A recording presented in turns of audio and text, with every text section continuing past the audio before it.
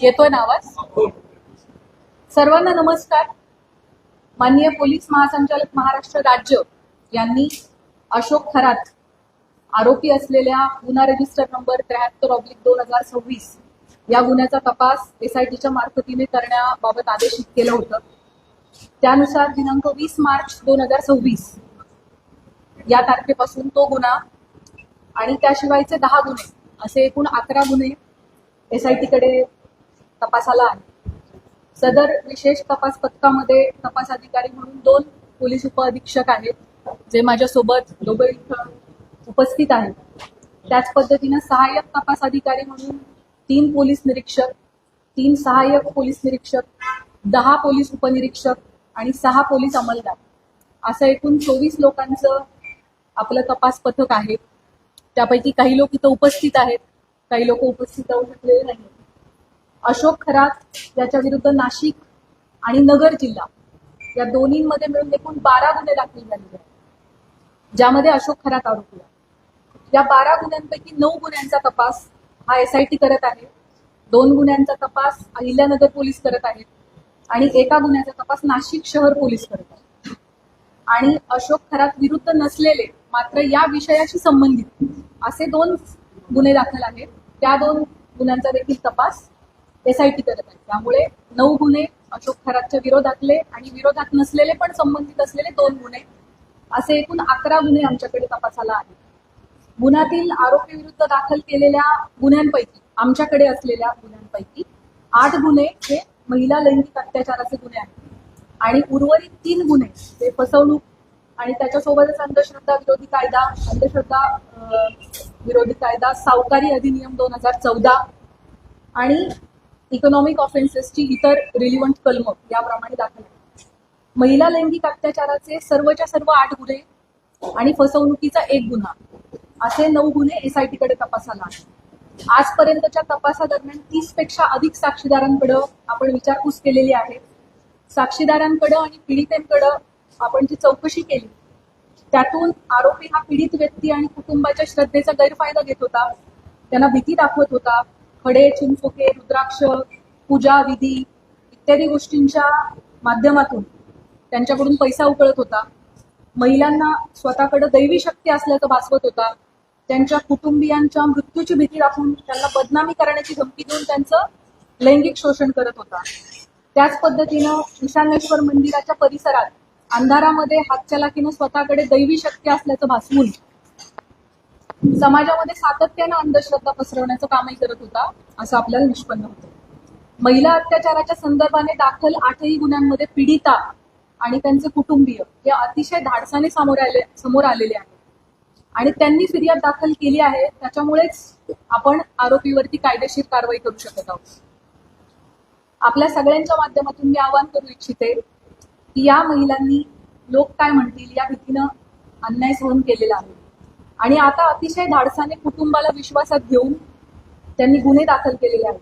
त्यामुळे त्यांची ओळख उघड न करणे, सोशल मीडियावरती त्यांचे व्हिडिओज न पसरवणे, आपल्या मोबाईल्समध्ये असे व्हिडिओ न बाळगणे हे आपल्या सगळ्यांचं नैतिक कर्तव्य तर आहेच, पण त्याचबरोबर माननीय सर्वोच्च आणि उच्च न्यायालयाचे देखील तसे कठोर निर्देश आहेत. त्यांची ओळख गोपनीय राहणे आणि त्यांच्या खाजगी बाबींची सार्वजनिक चर्चा न होणे हे त्यांच्या मानसिक आरोग्यासाठी आणि त्यांचं धैर्य टिकून राहण्यासाठी अतिशय गरजेचं आहे. आणि म्हणूनच न्याय संस्थेनं वारंवार absolute ban on identity disclosure अशी भूमिका ठेवलेली आहे. अशा केसेसमध्ये पोलिसांच्या पत्रकार परिषदा बाबतीत देखील मर्यादा निश्चित करण्यात आलेल्या आहे. पीडितेच्या गोपनीयतेचा भंग ज्या समाज माध्यमातून झाला आहे अशा प्लॅटफॉर्मवरून ती माहिती हटवण्याबाबत न्यायालयाचे निर्देश आहेत. पीडिता किंवा कुटुंबियांच्या मुलाखती घेण्यास बंदी आहे.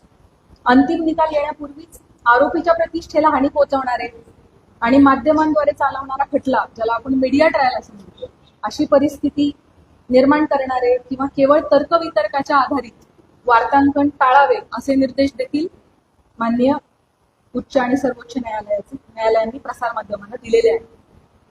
कलम 72 BNS लैंगिक अत्याचाराच्या पीडितांची ओळख उघड करणाऱ्यांना शिक्षेस पात्र ठरवते.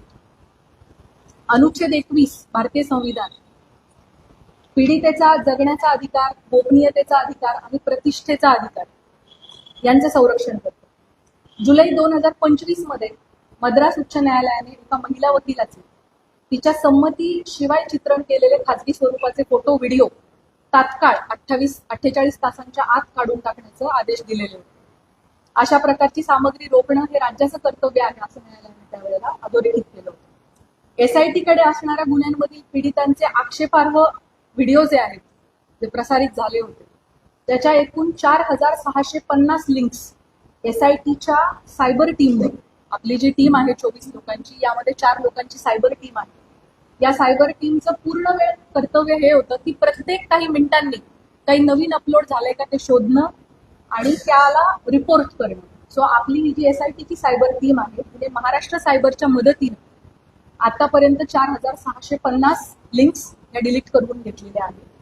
त्याच पद्धतीने सोशल मीडियावरती आक्षेपार्ह पोस्ट पुन्हा पुन्हा टाकणाऱ्या एकूण 451 अकाउंटला कायमस्वरूपी काढून टाकण्यात आले. पीडितांचे आक्षेपार्ह व्हिडिओ प्रसारित केल्याप्रकरणी आतापर्यंत 2 गुन्हे देखील दाखल झाले आहेत.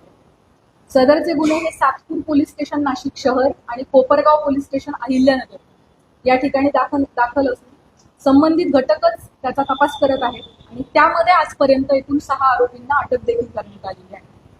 दिल्ली उच्च न्यायालयाने अलीकडेच एका विनयभंगाच्या प्रकरणाशी संबंधित बदनामीकारक स्वरूपाच्या सोशल मीडिया पोस्ट्स काढून टाकण्याचे आदेश दिलेले आहेत आणि आरोपीची प्रतिष्ठा जपण्यासाठी आणि त्याला निपक्ष सुनावणी मिळण्याची खात्री करण्यासाठी न्यायालयाने ही स्टेप घेतली. एसआयटीकडे असणारे सर्वच तपास हे अतिशय संवेदनशील प्रकारचे असल्यामुळे त्याविषयीची जी माहिती आपल्याला सांगणं शक्य आहे ती माहिती मी आपणास याद्वारे दिलेली आहे. आपल्या सगळ्यांच्या मनामध्ये या प्रकरणाविषयी अनेक प्रश्न आहेत, मला त्याची पूर्णतः कल्पना आहे. त्यापैकी बहुतांश प्रश्नांना स्पर्श करण्याचा मी प्रयत्न केलेला आहे. या प्रकारच्या गुन्ह्यामध्ये बीएनएस सेक्शन 93 बीएनएसएस प्रमाणे गुन्हा दाखल झाल्यापासून 60 दिवसांच्या आत आपल्याला दोषारोपपत्र दाखल करणं आवश्यक असतं. आपल्याकडचा या प्रकारचा पहिला गुन्हा हा नाशिक शहरामध्ये 17 मार्च 2026 रोजी दाखल झालेला आहे आणि एसआयटीकडे त्याचा तपास 20 तारखेला आला, 3 दिवसानंतर. त्याचे ऑलरेडी 20 दिवस संपलेले आहेत आणि आणखी 40 दिवस अवधी आपल्या हातामध्ये आहे पहिल्या गुन्ह्यासाठी आणि उरलेले जे 7 गुन्हे आहेत ते देखील पुढच्या आठवडाभराच्या कालावधीमध्ये दाखल झालेले आहेत. त्यामुळे 40 दिवसानंतर पुढच्या आठवडाभरात या उरलेल्या सगळ्या गुन्ह्यांचं देखील डेडलाईन जी आहे ती जवळ येते. त्यामुळे असं आपण म्हणू शकतो की 40 ते 45 दिवसांमध्ये या 8 गुन्ह्यांचा तपास आपल्याला पूर्ण करणं आवश्यक आहे. तरी या सर्व गुन्ह्यांमध्ये चांगले पुरावे गोळा करून तपास वेळेत पूर्ण करण्याची एसआयटीचे प्रयत्न सुरू आहे.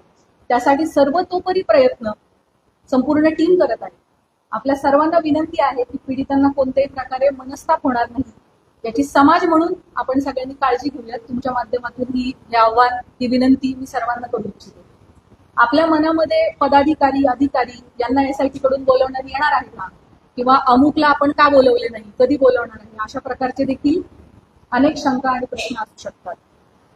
अनेक पत्रकार, सामाजिक कार्यकर्ते यांनी वेळोवेळी मला मेसेज करून या प्रकारच्या प्रश्नांची विचारणा केलेली आहे. त्याबाबत मी सांगू इच्छिते की आपल्याकडे दाखल गुन्ह्यामध्ये फिर्यादी आणि साक्षीदार जे सांगतात त्याच्या अनुषंगाने तपास होत असतो. तपासादरम्यान जे पुरावे समोर येतात त्याप्रमाणे पुढील तपास केला जातो. पुराव्याच्या आधारे कोण व्यक्ती सह आरोपी आहे का हे पाहिले जाते. त्यानुसार त्याची चौकशी आणि त्याच्यावरची इतर कायदेशीर कारवाई केली जाते. त्यामुळे या गुन्ह्यांच्या बाबतीमध्ये देखील हा गुन्हा घडण्यासाठी मुख्य आरोपी सोडून इतर कोणी कारणीभूत ठरलं आहे का, कोणी याची इकोसिस्टीम निर्माण करण्यामध्ये सहाय्यभूत ठरलेलं आहे का, या अंगाने सुद्धा आपण तपास करत आहोत. या गुन्ह्यांची पार्श्वभूमी तयार करण्यासाठी कोणी मदत केली आहे का, याबाबत पुराव्यानिशी जर आपल्याला निष्पन्न झालं तर त्याविषयी निश्चित कायदेशीर कारवाई केली जाईल. त्याबाबत आपण कोणीही मनामध्ये कुठल्याही पद्धतीची शंका कृपया बाळगू नये. गेले 17 दिवस एसआयटी या गुन्ह्यांचा तपास करत आहे. आमचा तपास अजूनही सुरू आहे. त्यामुळे बहुतांश प्रश्नाची उत्तरं मी दिलेली आहेत. काही प्रश्न कदाचित अनुत्तरित राहिलेले असतील, परंतु जसजसा तपास पुढे जाईल तशी तशी आपल्याला त्या प्रश्नांची पण उत्तर मिळतील. महत्वाच्या टप्प्यांवरती एसआयटी कडून आपल्याला ब्रीफिंग दिले जाईल. चार्जशीट दाखल होईपर्यंत आपल्याला या प्रकरणाची गोपनीयता बाळगणं अतिशय आवश्यक आहे. तरी मी आपल्या सगळ्यांकडून सहकार्याची अपेक्षा बाळगते. यापूर्वी अशोक खरात याला पहिल्या गुन्ह्यामध्ये एकूण 14 दिवस पोलीस कोठडी मिळाली होती. ती दिनांक 31 रोजी संपली. दिनांक 1/4/2026 रोजी आपण दुसऱ्या गुन्ह्यात त्याला अटक केली आणि न्यायालयासमोर हजर केलं. दिनांक 2 पासून 7 दिवसांची पोलीस कोठडी उद्या दिनांक 8/4/2026 पर्यंत माननीय न्यायालयाने मंजूर केलेली आहे. आता यानंतर पुढील गुन्ह्यामध्ये पोलीस कोठडी आपल्याला मिळावी यासाठी आपण माननीय न्यायालयाला विनंती करणार आहोत. या दरम्यान तुम्हाला माहित आहेच की काही कारणांसाठी आपण VC द्वारे न्यायालयामध्ये आरोपीला हजर करण्याची परवानगी मागितली होती आणि मागच्या हिअरिंगच्या वेळेला माननीय न्यायालयाने तशी परवानगी आपल्याला दिली होती. घराच्या आर्थिक व्यवहार, प्रॉपर्टीज इत्यादींच्या अनुषंगाने देखील आपल्या मनात भरपूर प्रश्न आहेत, त्याची मला कल्पना आहे. त्याबाबत मी सांगू इच्छिते की या प्रकरणामध्ये ईडीने दखल घेतलेली आहे. ईडीने विशेष तपास पथकाला जी माहिती मागितली आहे आमच्याकडून, ती सगळी माहिती आम्ही त्यांना पुरवलेली आहे आणि भविष्यात देखील ईडीला आमचे पूर्णपणे सहकार्य असणार आहे.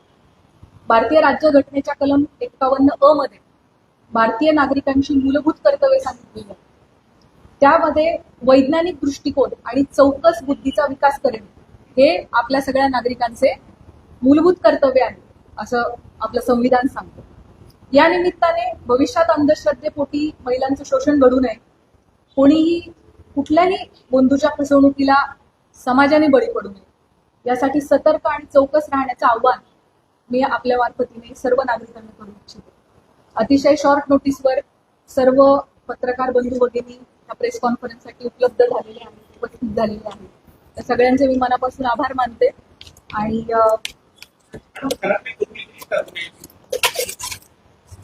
मी जसं सुरुवातीलाच सांगितलं की या गुन्ह्यांच्या बाबतीमध्ये मला जी माहिती आपल्याला सांगणं शक्य आहे ती माहिती मी आपल्या समोर मांडलेली आहे. त्यामुळे आपल्या सगळ्यांनी या गोष्टीची सहकार्य करावे.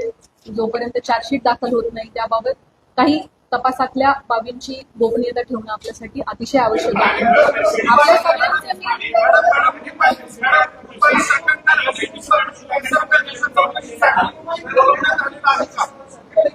मी आपल्याला मला वाटतं ह्या सगळ्या प्रश्नांची उत्तरं मी ऑलरेडी आपल्याला दिलेली आहे.